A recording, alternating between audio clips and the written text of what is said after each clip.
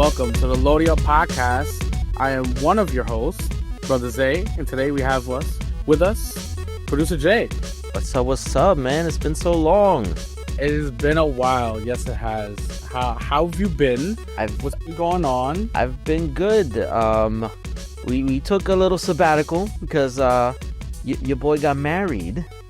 Yeah. I'm a married man now. Nice. Congratulations. Thank you.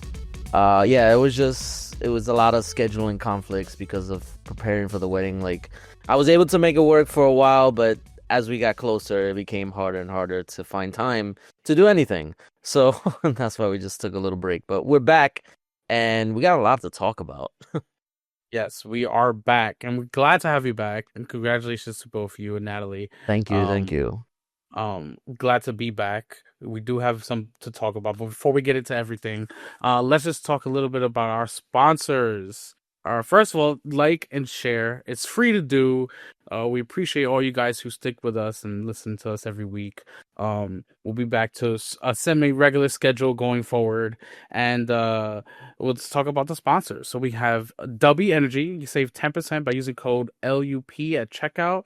We have NordVPN, which you can save it's like a 72% off. It's like 27 months for the price of like literally 1 year. It's absolutely ridiculous. Click the links down in the description, as well as Starforge PCs, where you can get all your gaming needs for your PC right on there. The links are down in the description. Go ahead and click those and support us, support them, and we appreciate all of you guys. Thank you so much. Yes, we do. Yes. All right. So I know you've been busy. We're just getting back. Have you been playing anything?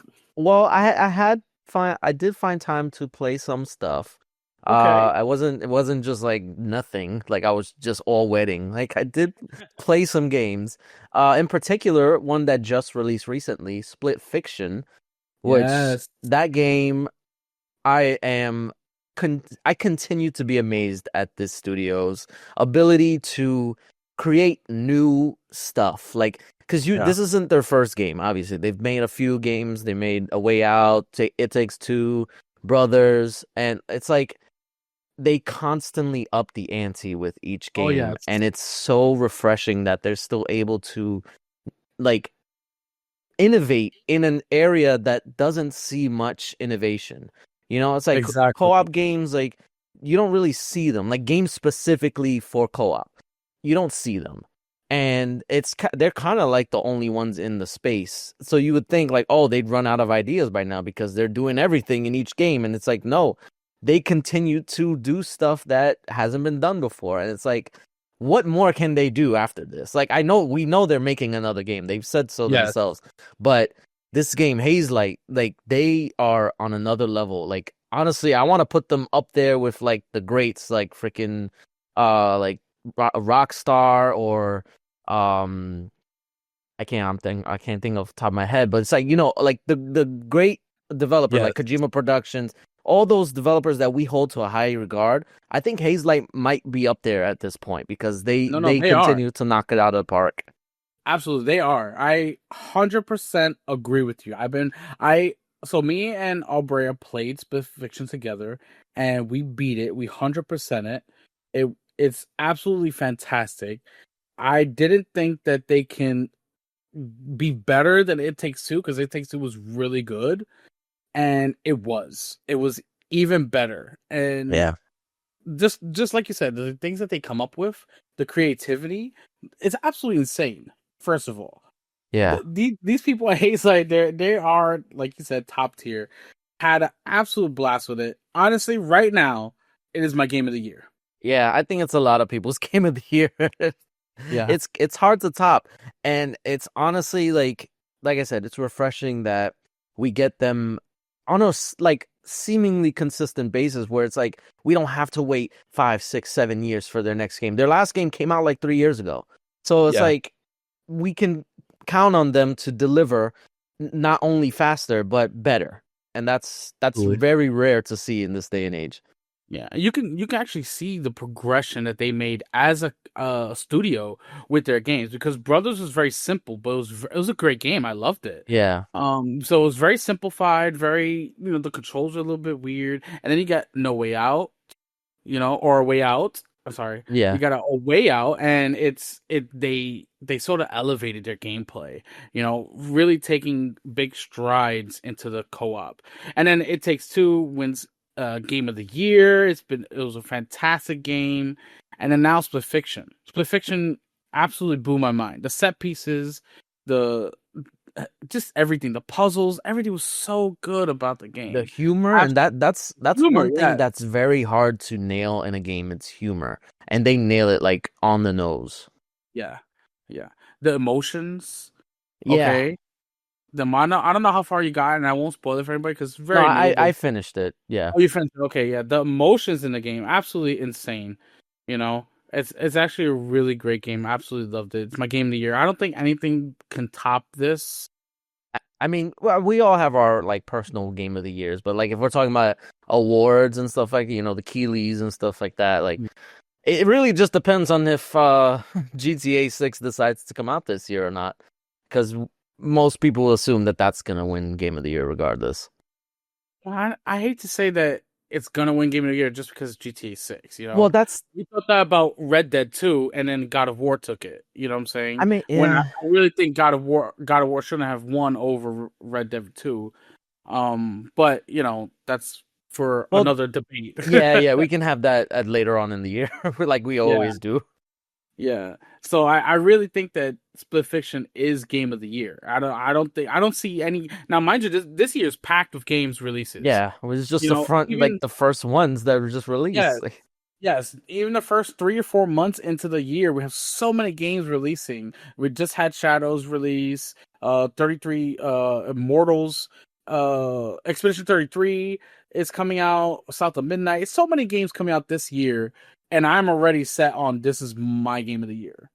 yeah, no, this is like I said, I feel like a broken record, but I can't get enough of this game. Like it's so just fun. I wish I could like delete my memory so that way I could relive it and stuff. Like, cause like I was playing with my wife now, and like she's not really, I mean, she's a gamer, but like she doesn't really get into too many games.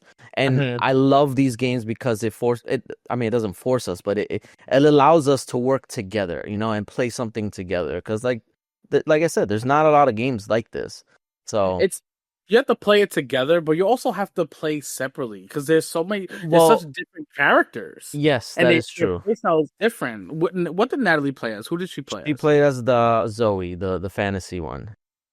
And I honestly believe Zoe's character is a harder character to play as. Really? Well, yeah, you know what? That is true. Because like they're more they at least when I noticed it, they gave her more of the chat the part yeah, the puzzles where Yes, you had to be more interactive with stuff. yes, yes. And you had to I, figure I out played. I played as the. Is it Zoe? No, not Zoe. Mio. Mio. Sorry, I played as Mio, and I was having a blast. But Zoe was Brea had Zoe, and she was doing all the crazy stuff, and I was Yeah. like, "Jeez." I Yeah, mean, no. They're definitely like they have different aspects to them that are great, and it's like yeah, they're different enough where it's like they're not just like two of the same people, because I like some games where they give the both characters the same abilities. Like no, each character has different abilities.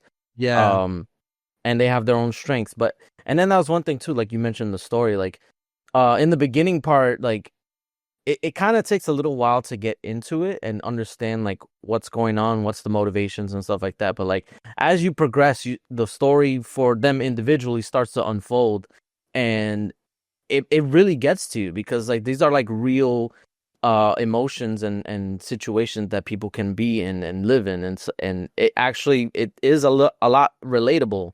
So I like that it was able to capture that because like when you play It Takes Two, if you've been in a divorced parent situation, like then you understand. But I mean, there's gonna be people who don't understand it. There's people who don't understand, like even to this day. I mean, not to get too personal and stuff like that, but um, like I had divorced parents. I was divorced previously, so it's like Mhm. we there's a lot of aspects that people don't realize that come with that I guess trauma. And it Takes Two spoke to me a lot because I got it, but a lot of people didn't. I mean, the story was still good regardless, but in this case, people have dealt, I mean, not to go into too much spoilers, but people have dealt with these situations in real Yeah, life, and it's like it's very relatable because it's something absolutely. that pretty much everybody's gonna go through once. Um, I think that's what makes this one just a little bit better than the right, Take Two, right. because it's more relatable. Sure, everybody's fallen in love and ended a relationship, but divorce and dealing with your children Yeah, being separate, that's a whole different ball game. right. And personally, I've never experienced it, but I still absolutely love the story and where it went. But I can see how, for like, let's say for you who went through a little bit more personal according to the story, it would hit different. It spoke to me more, yeah.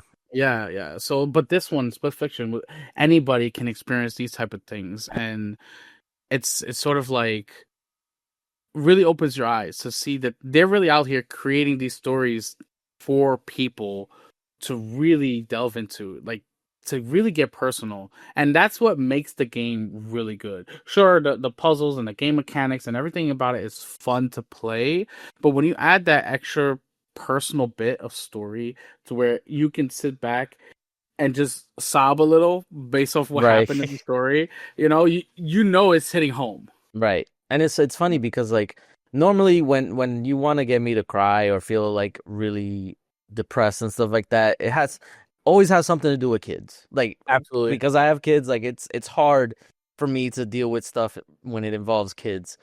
But this didn't involve kids. So it's like it's h- it's n- it's hard to make me feel something like that. Not hard to make me feel, but it's a more of a challenge to get me to feel like the same way. And they did. And it's like, oh man, I really want to know how they're gonna like top themselves again. Like this, I s- Listen, I don't Haze Light know. Studios is on it. Let them Yeah, cook. let them cook.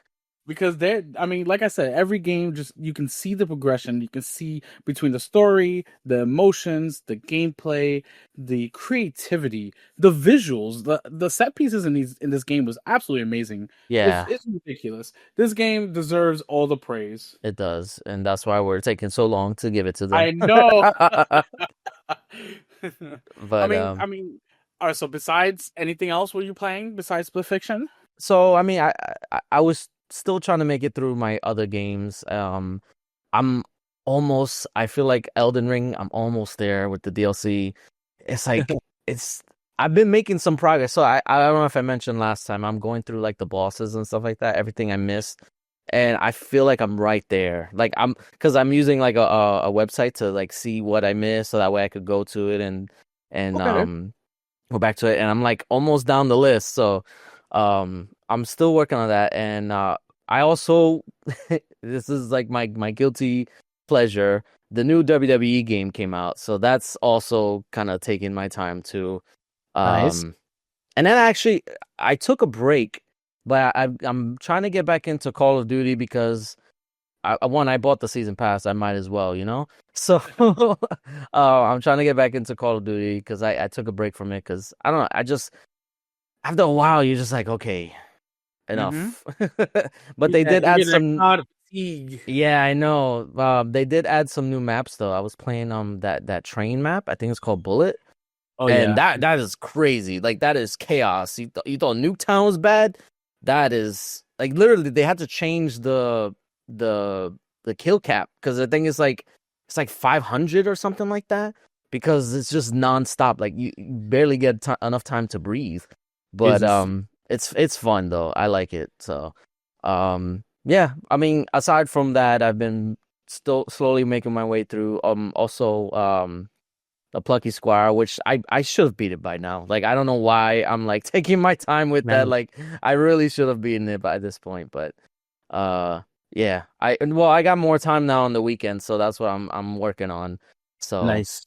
it's just you know what? It's my fault because like I try to I I have a problem with playing one game at a time and then like hyper focusing on that game only. And then I was like, you know what? Let me try and play like multiple games. But in the process, I'm only stalling longer because now it takes me longer to complete the games I am playing. So it's like, I don't know. I can never win. Um, Go at your own pace. No, it's not a like you don't have to rush. well, it's not even. It's video games. No, I got it. It's not even that I'm trying to rush through it. It's just like I got more games to play, and I don't want to spend too much time on games because like I got more, and there's more coming, so I I can't. know. I know. I mean I've been playing some Assassin's Creed Shadows because I picked it up and I'm having a blast playing it. But I realize how immensely huge the game is, how many hours I'm gonna have to put into it. And then I got South of Midnight coming in like a week. So is Expedition 33 and 33 Immortals just dropped on Game Pass. I've barely been able to touch that. I got so many games and I just like I gotta take a deep breath so I can, finish them. Yeah, I'm struggling. First world problems, right? Exactly, exactly. First world problems. We And have you too know, many games, not enough time. yeah, you know, it's funny. Like you mentioned Assassin's Creed. We've been hearing so much about that, and there's always controversies and stuff like that. It's all nonsense. But like the more I see it, the more I'm just like, oh man, I really want to like play it. It looks interesting. But then Yeah. like when I start thinking about that, I start thinking about I haven't even played the other Assassin's Creed games that I have. So it's like I can't even think about playing this game until I at least play the other ones first. Because Oh I man, bought them when like they were on sale and stuff, and I never got around to playing them. So that's crazy that you still haven't played like You haven't played Origins, Odyssey, nope, Valhalla. nope. You know, we're gonna stop the show right now. We need you to go play them I stuff. know, I know. Literally the last one I'm on is the last one I stopped was a Unity, which I know Oh my that's yeah, I god! know. Oh, I 2006. know that's last generation. Like No way. no, you know what it is because there was at one point where like I dedicated like a whole year to playing all the Assassins. I played one, I played two, I played Brotherhood, I played three, I played Hmm. Revelations, I played Rogue, I played what was the other one? The The one one where you from were London the girl. Um I can't remember in the name of London, it. right? I think it was no, not the London one. The one is like it's in tandem with three, where you play as like a pirate girl or something like that. Bro, I I don't don't know. know. Anyway, but yeah, I played Black Flag. Like I played all of them up to Unity, and then I stopped, and that's already a lot to begin with. And then I just never got back into it. But I was still buying them because I had the idea. I was like, oh, I am gonna beat these eventually. Yeah. But it is what it is. And then everything after Unity is they're big games. Yeah, no, I They're know they not like definitely more expanded a linear. lot. They're very big. They're big action RPG And set I think pieces. that's partially why like I stopped because I was just like these are way too like I mean, you can go in there and just, grind a story if you want, yeah, I could. That honestly, that's probably what I'm gonna do because like there's no way I'm gonna be able to do all like the side quests and the collectibles and stuff like that. So maybe I'll just like brum rush the story and just get it Yeah, over with. you could do that. And if you're playing Odyssey, you have to play as Cassandra. I have She's to. she's the canon character. Just letting you know. Okay. All right, I'll just take it into the story consideration. makes sense. Just It let you makes know. more sense. Okay. Yes. Yeah. I'll keep that in mind if I get into it in like 2030. Yeah. I'll remind you in a few Yeah, yeah, years. in a few years. All right, let's jump right into the news. We got a little bit to talk about. Um, we just talked about Assassin's Creed Shadows. It just came out. Ubisoft. It's a hit on Steam. It's hit everywhere. Lots of people playing it. It's doing really well. It's including ratings both on Steam. The PC performance is a little crazy, but let's talk about Ubisoft, the company. So there seems to be a little bit of a trouble there. Shareholders claim that the company failed to disclose meetings that they had with EA, Microsoft, and other people about IP acquisition. So AJ Investments, it's an investment firm that has a 1% stake at Ubisoft, says that the studio is horribly mismanaged and that the company's CEO failed to disclose meetings about potential acquisition of Ubisoft's IPs. So now they want to protest and sue the heads of Ubisoft because of this failed to notify that they were trying to sell some of their IPs. Yeah, this is it's like two-faced in terms of like what this means. Because on the one hand, like obviously this is not a good sign for Ubisoft that they're trying to come up with some way to make money because they simply just aren't. And I know there was a lot of talk, like speak again of Assassin's Creed Shadows, that there was a lot riding on this game being successful because they like if it wasn't, then who knows what's gonna happen. Yeah. I mean, it's seeing a lot of success. I don't know if it's as successful as Ubisoft needed it to be, but I mean, time will tell.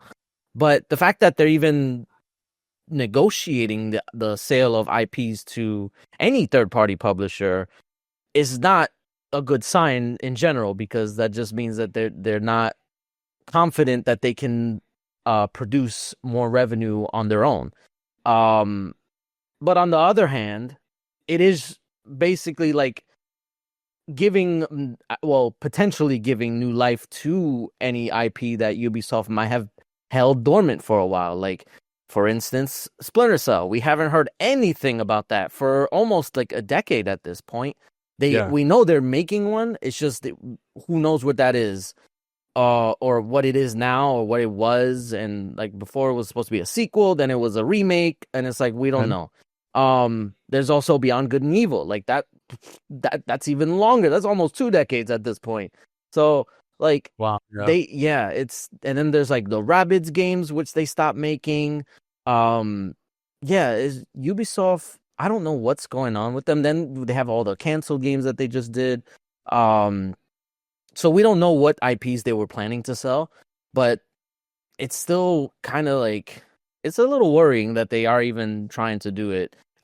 It would be good for the IPs, and hopefully the developers would come with them. Like that, I feel like that would make more sense.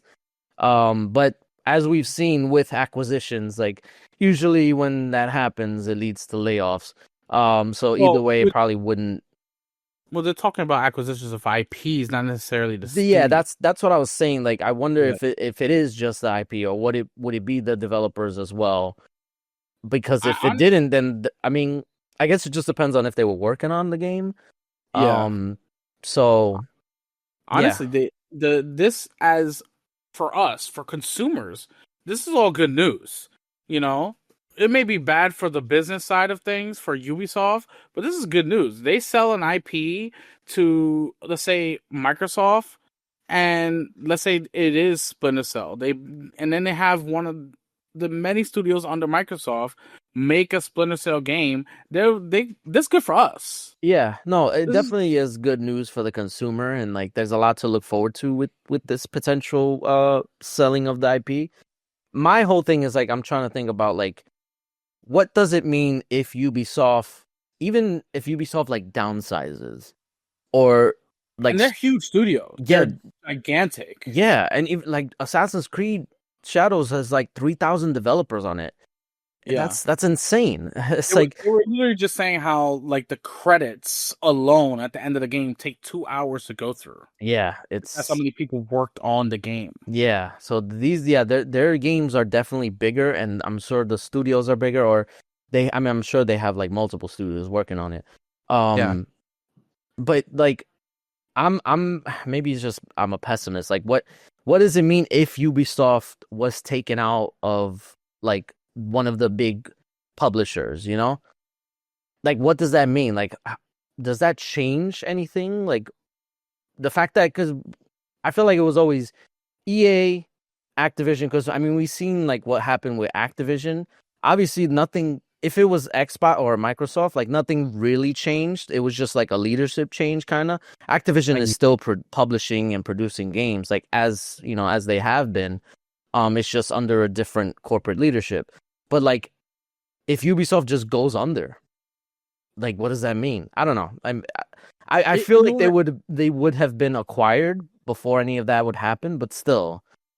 I mean, if they're looking to divest their IPs, and maybe they shut down some of the studios that haven't been performing, and that would definitely mean that people at Ubisoft and those studios will be losing their jobs. And the IPs will live on, hopefully with whoever picks them up. It will be drastic in terms of the video game world when it turn like publishers and these big gaming companies. It will be sort of like the final nail in the coffin to the video game crash. Yeah.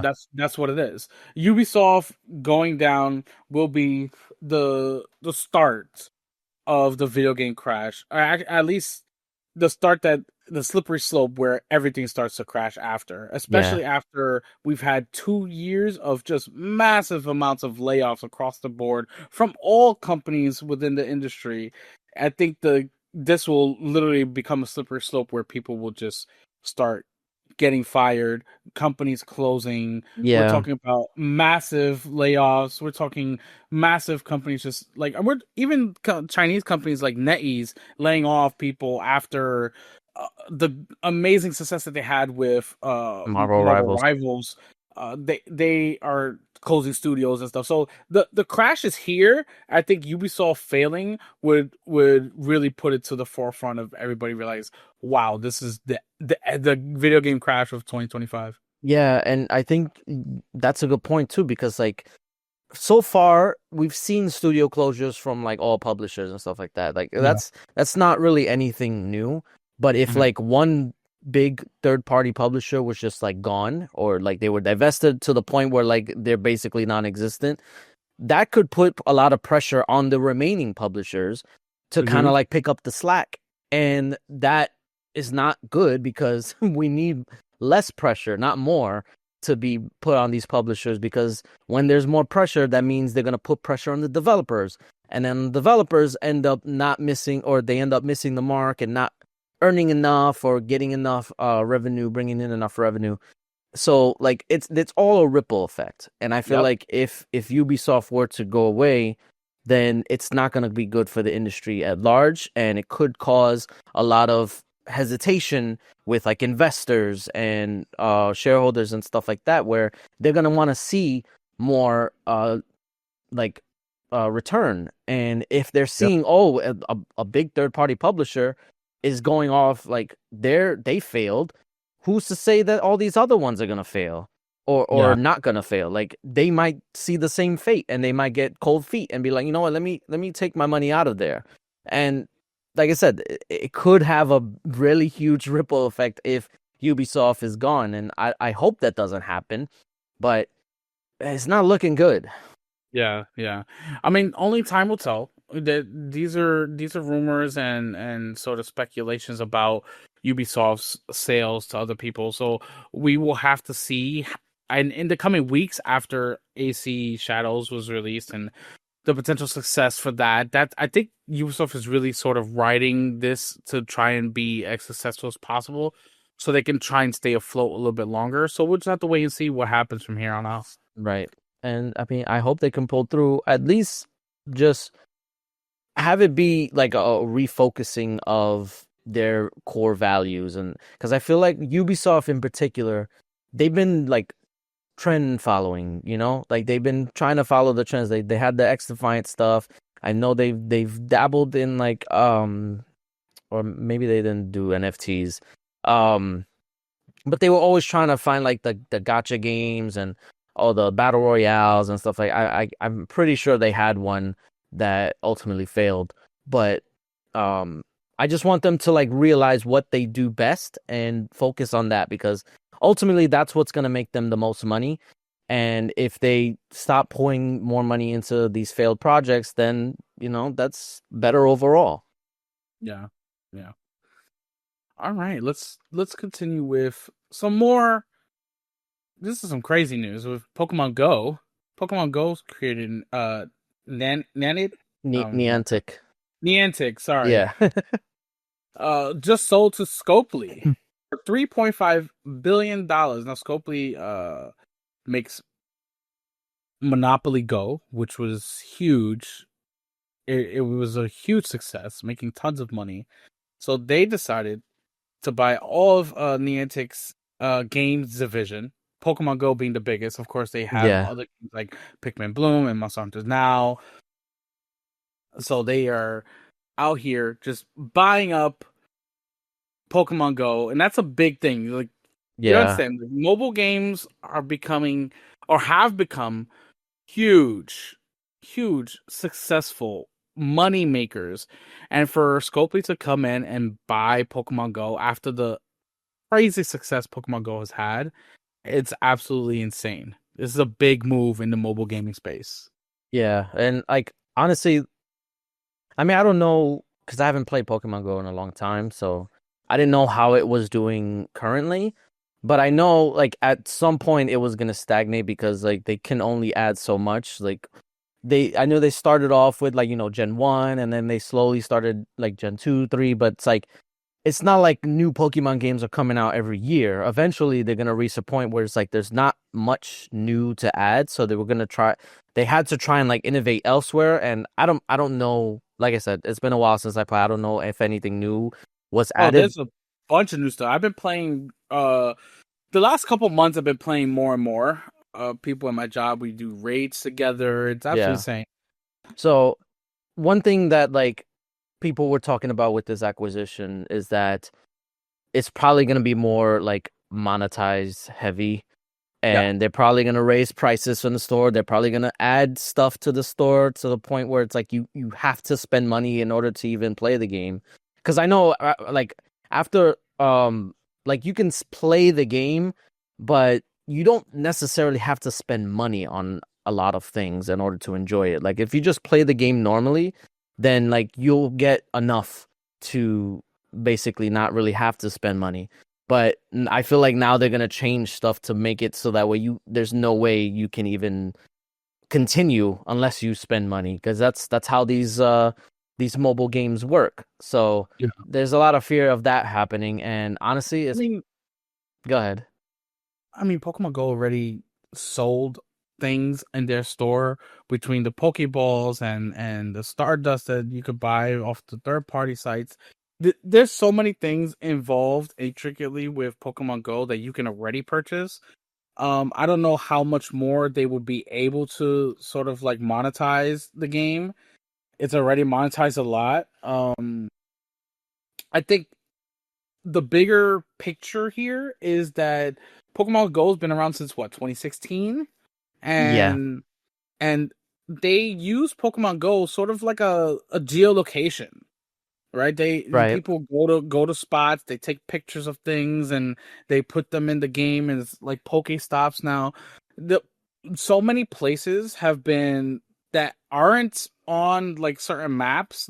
They are now in Pokemon Go, and it's Really. sort of become as big as like Apple Maps and Google Maps, where people are literally walking and are driving to these places, taking pictures. And that's, I think, is more important to, because Scopely is owned by Saudi Arabia's sovereign's wealth fund. Okay. Mm, I think that is more important for them than just the game. I mean, sure, right. they got plenty of games. They have like Stumble Guys, Star Trek Fleet, and even Marvel Strike Force. But add in Pokemon Go, its player base, and then the all the geolocations that they have now into the United States, as well as Japan and Europe, because it's a global game. They have probably some of the biggest access locally in other countries now. It's absolutely insane. Mm. I think the bigger picture for them is way bigger than what we're thinking about. Probably, Just like, yeah, probably that's more beneficial for them than like the monetization stuff, because it probably yeah. was making enough money already. Oh yeah. But It was. I mean, if you're thinking that they sold it for what, 3.5 billion. 3.5 billion is a lot of money. it is Okay, it's a lot of money. for just We one studio. yes. You think we always look back to ABK, how they spent like $70 billion, but like we're talking about one game or one studio that One makes one studio. type of game, Yeah. with a different skin basically, because you have Pokemon Go and then the Monster Hunter one, and they just make that, and they just do that, and it's 3.5 billion. And people hear B and they don't really grasp how much money that is. Yeah. It's It's a lot of absolutely money. insane. It's absolutely insane. So we wait to see. Um, Yeah, I don't what- think it'll have like deep ramifications, but we're definitely gonna see a change. We don't know how significant though. Yeah, we hope that it's not too significant to where the game becomes sort of like unplayable. It's still fun to play. It's still fun to raid, catch Pokemon, run around doing the gyms and stuff. So it's still fun. Yeah, Hopefully it stays fun. That's all I really care about. yeah. I mean, I'm sure that that's what like the fans can hope for. Yeah, absolutely. Now let's get into some other news. We're talking about next gen hardware for Xbox. Project Keenan. It's a gaming handheld. Let's talk about the potential price, compatibility, and even like, is it coming this year? Who knows? Well, they know at Windows Central, it was exclusive. They got exclusive insight to Project Keenan, and it's an OEM built PC gaming handheld at its core, just like the Asus ROG Ally or the Lenovo Legion Go. Is set to launch later this year. This is according to Windows Central. Providing nothing goes any craziness. It should Yeah, come out holiday this year, and it's gonna be sort of like a ROG Ally with the Xbox OS, right, and this is big. I think they have to really nail down the price because that's where I'll see if I'll jump in. If the price is right, I'll probably get Project Keenan right. because I So don't have a ROG Ally right now. Um, I've been debating for a long time, but I'm sort of waiting to see what comes out. Weighing my options between like a Steam Deck or a ROG Ally. I don't know, so I'm just yeah, waiting. I'm waiting to see what comes out. Waiting to see the prices for this potential Xbox handheld and to see if it's even worth it. Who knows? yeah. That's what I was gonna say because like based on what this leak or the rumors or whatever says, this is not because initially a lot of people thought this is an official Xbox handheld made by Microsoft. Yeah, That's not what this is. This is an OEM, third party OEM that's gonna have like Xbox branding. It's probably gonna have a guide button. Um, I think they said the rumor is that it's with Asus. So most likely it's gonna be like an Xbox branded um ROG Ally, but maybe like change like maybe the form factor is a little bit different. Maybe it's in black. Um, and it probably it'll probably have like just changes to like the layout so that way it fits more. Because in the exclusive, it said it's gonna be unmistakably, is that right? It's okay. unmistakably Xbox. Yeah, So like you can't deny that this is an Xbox device.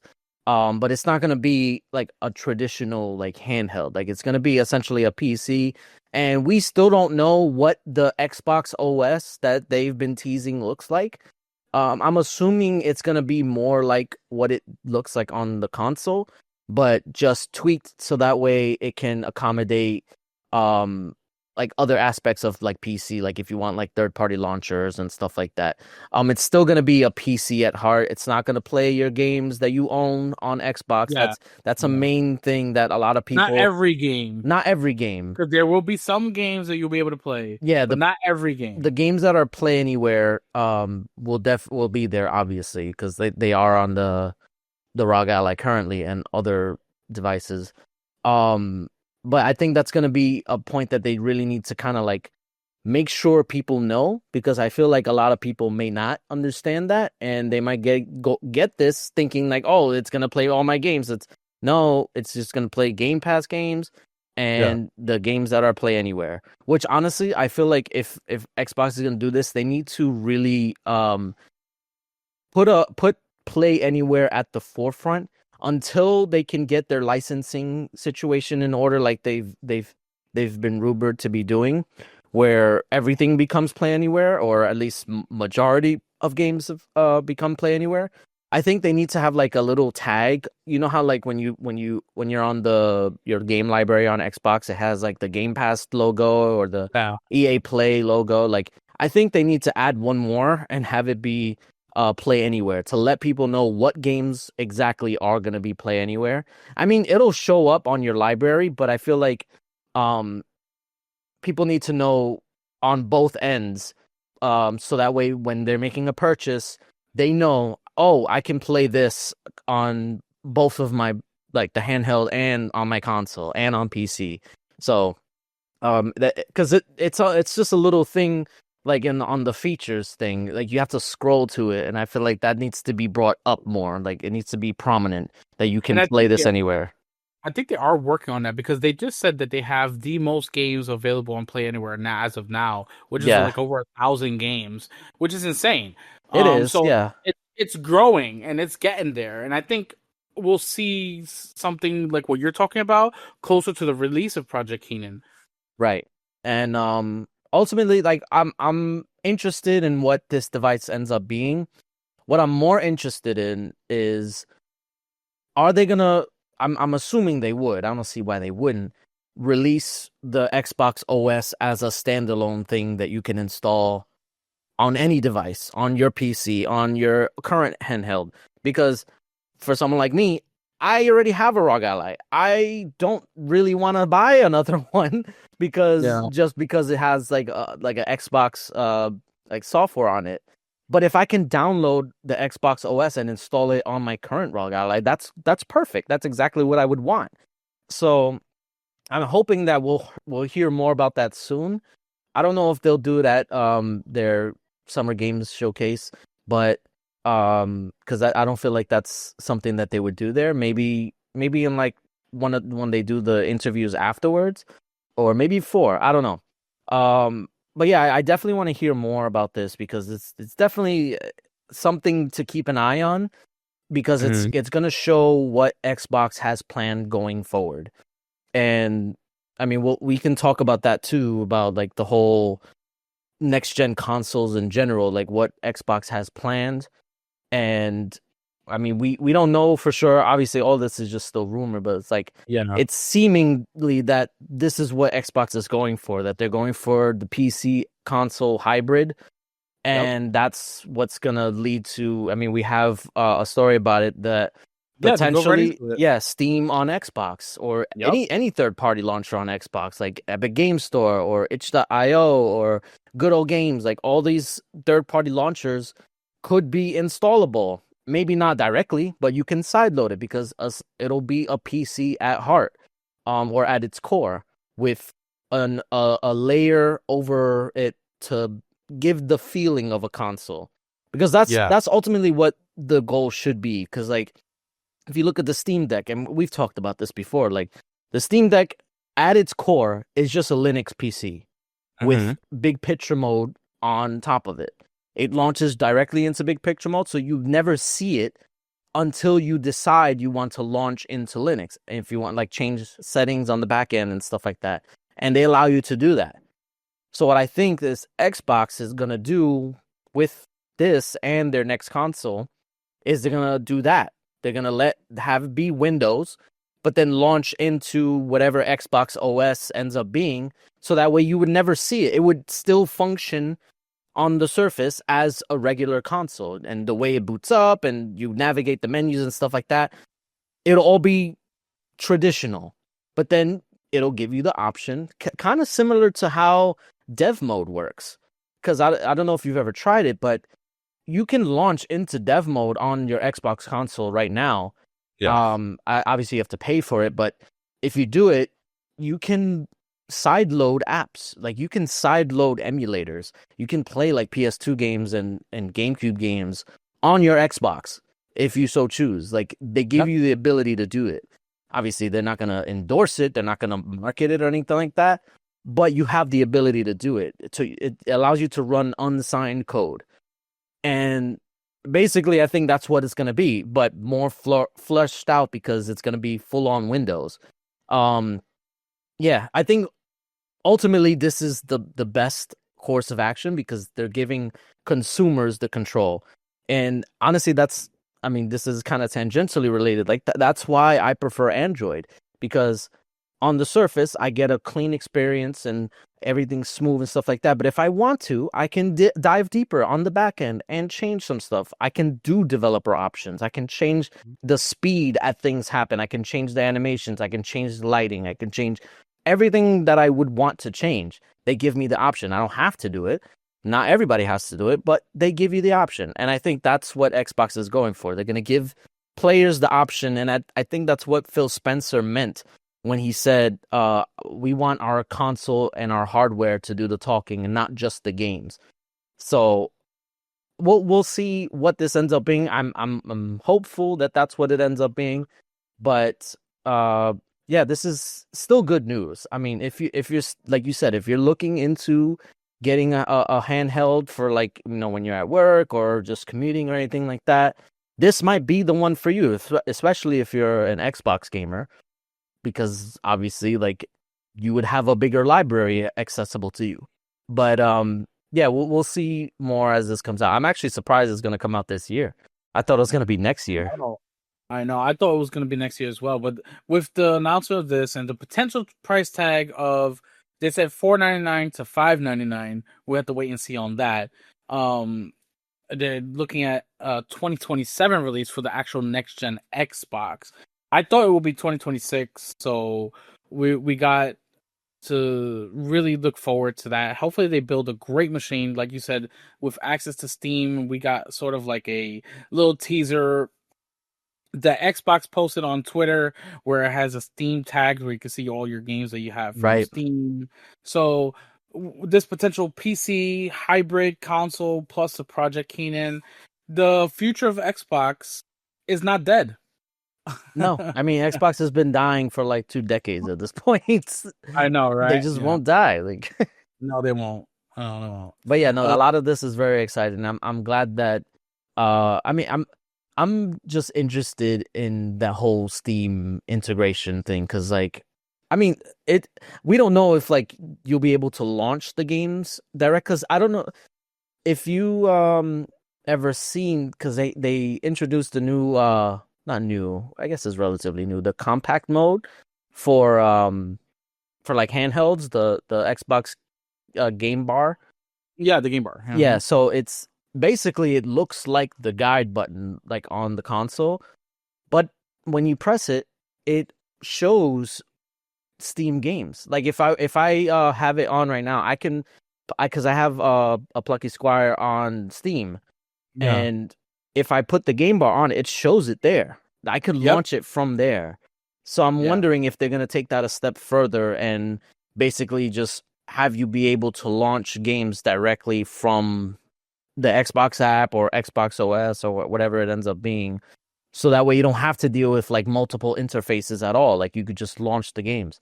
And honestly, I like that idea. Yeah, absolutely. It just streamlines everything for us. It just makes it Yeah. easier for us. Yeah, which is great. Which is great. You know.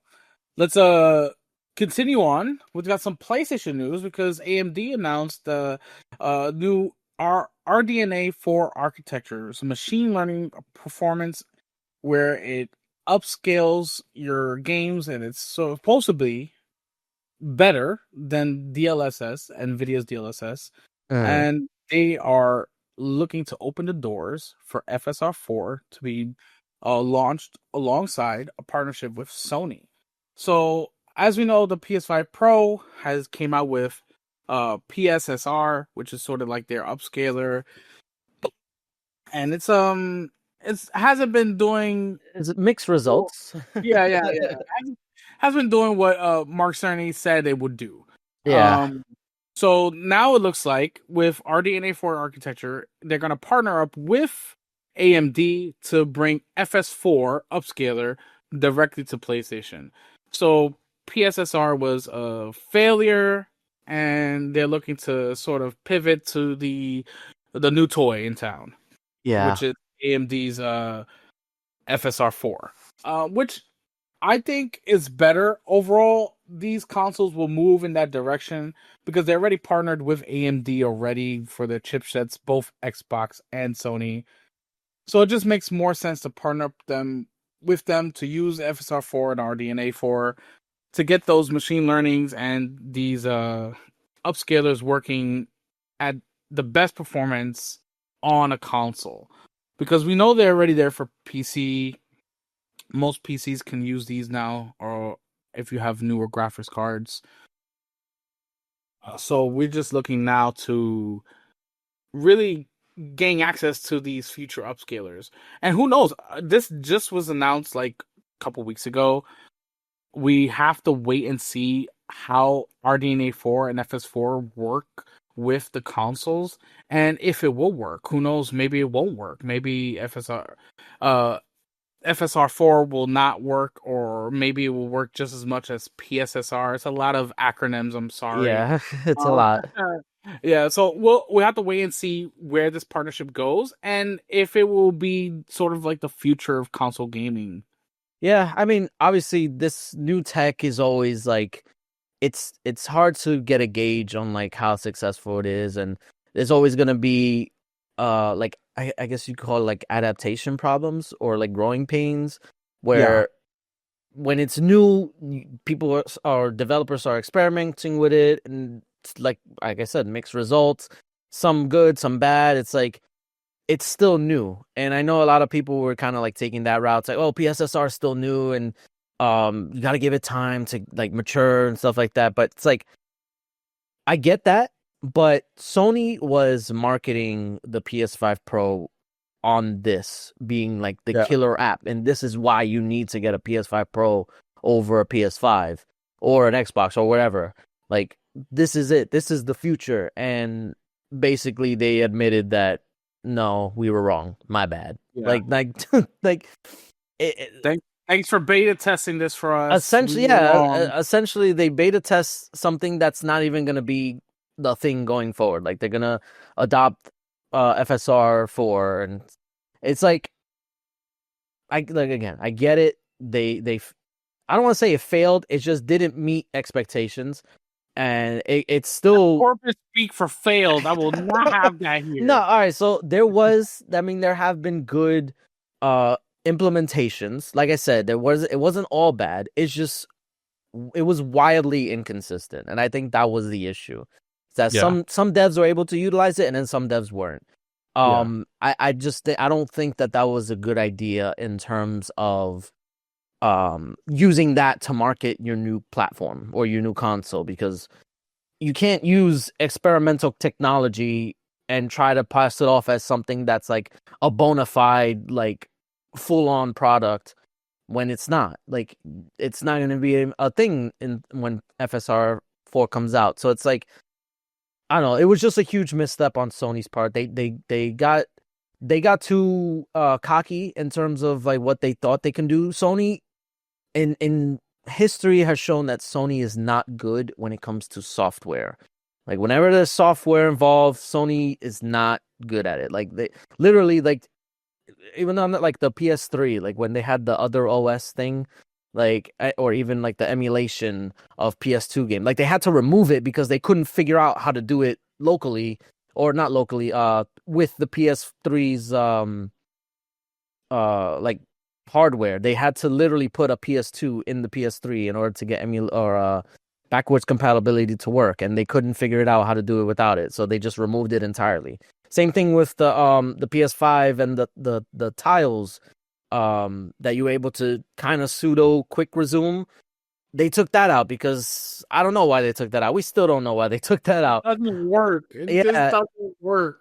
but that's what It's I'm not saying. quick resume. They just can't figure out software for whatever reason. Like they do a good job at like making it work, but it pales in comparison to like what Microsoft can do, like with their quick resume or with their backwards compatibility, where it can auto HDR games that don't have it, or it can FPS boost games that don't have it automatically without developers lifting a finger. Like that's the type of software that they need to have, but they don't have that.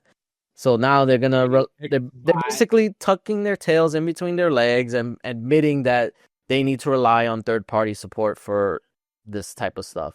Which is, I mean, at least they did it. You know, they could have just pressed on with PSSR, acting like, oh, this is the best thing ever, when it really wasn't. But Yeah. yeah, it just sucks for people who were buying the PS5 Pro, banking on this being the killer app, and then now next year is it's not even going to exist. Yeah, yeah.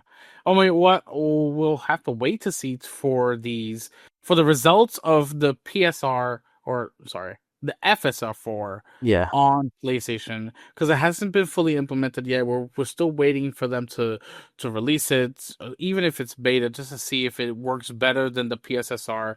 So we are waiting, Sony. Don't make Yes. us wait too long, though. Oh, they love making us wait. You know that. Yeah, yeah. Let's move on. We have two more stories left. We got PlayStation has formed a new first party studio. They closed down a lot of studios this past year, in 2020, the first half of 2025, and in the last half of 2024, they closed down like the biggest one, PlayStation London. But they're making some more studios, and this studio is going to be called Dark Outlaw Games, and it's going to be headed by the Call of Duty Zombies lead Jason Blumenthal. He was at Activision for 13 years. I think he left in 2020, and he was one of the co-founders of Divination Games. Divination Games didn't get a chance to bring out their first party PlayStation exclusive game that they were working on. They canceled it, and they are staffing up now um their new studio at Dark Outlaw Games to work on more PlayStation games. And we don't know anything. Zero. We know zero about Yeah, any this is a brand new studio. projects. Yeah. Yeah, it's such a brand new studio. We're waiting to see what they come of it. I hope that it lasts because PlayStation has been iffy with their studios. They've been shutting them down or downsizing and or gobbling them up into other bigger studios. So it really begs the difference. Why close down some major studios like PlayStation London to then just open up other ones? It just doesn't make sense. I don't know what's going on in Sony, and I Yeah. want Yeah, it's really it's questionable why they would announce that they're making a new studio. Like we said, they just closed down a bunch of studios, consolidated a bunch of studios. So it's yeah, like I don't know. It comes across as a little tone deaf, but I mean, yeah, we don't work at Sony, so we don't know what goes into these decisions. But uh, who I mean, we don't even know when we'll see this game, if we'll see this game this generation. Like who yeah. knows? But and That's we the don't even know problem. what it's gonna be like because I know they created Call of Duty, or he was like one of the heads for Call of Duty, but it's like we don't know if it's gonna be a shooter. It would benefit Sony to have a shooter because they don't have a shooter right now, aside from I guess Helldivers. That's not, is it a shooter? Not really. Well, Um, you can argue. you can argue, but I'm talking about like a competitive like shooter. Oh yeah, it's Um, definitely. I know they have Bungie working on Marathon, so maybe that might be it. Obviously we know what happened with damn, I forgot the game. What is it called? The one that failed? Um, Encore. Concord. Wow. Yeah, I completely blanked on like that a one. hard to win now. Yeah, but yeah, they tried with that and it didn't work. But so that doesn't mean they shouldn't try. I just think they need to be more smart with what they put out. Um, so if they can have like a shooter, then maybe that might work out for them. Maybe they might can make a new SOCOM game, which people have been asking for. Oh, Um, that'd be good. that would be cool. I don't know. We don't know if they're making an original IP or just working on something from Sony's IP. Yeah. But well, time will tell. And but like I said, we're probably not even gonna hear about it till PS6 at Yeah. the That's very earliest. that's what I think is the problem now with developing and games. It takes too much money and it takes too long. They're not seeing the return on investment, so the developers, the publishers are just closing down studios left and right because they need the returns fast. But you can't rush art. You just can't. No. So it's you're in between a rock and a hard place. Yeah, there's really not much they can do about that. Like that's just how it is, how the cards are, you know. Yeah. But ultimately, and I know this is gonna sound really bad, but that's kind of what AI is for. Like in an ideal world, this is what AI will help with, not trying to like basically take over like jobs and stuff like that, but to aid developers in making games faster, removing all the tedious work of having to have like a dedicated team to make freaking rocks on the terrain. You know, like I've seen that before. I've watched like developer documentaries of people who were like very um like they were very proud that they made the textures for like all the rocks and stuff like that. It's like you really don't have to have somebody do that. Like that's like tedious work. You don't like you can that type of stuff you can like kind of like offload. And that ultimately will speed up gaming development. It's again, it's like a double-edged sword because obviously like it could lead to like the whole replacement of developers, but it's like you kind of have to trust the publisher at that point. But ca- can we trust the publisher? That's the bigger issue. Yeah. Yeah, definitely. Let's get the last bit of rumors and news. We coming straight from Jeff Grubb about God of War. Stating that something from God of War is still set to release this year on PlayStation.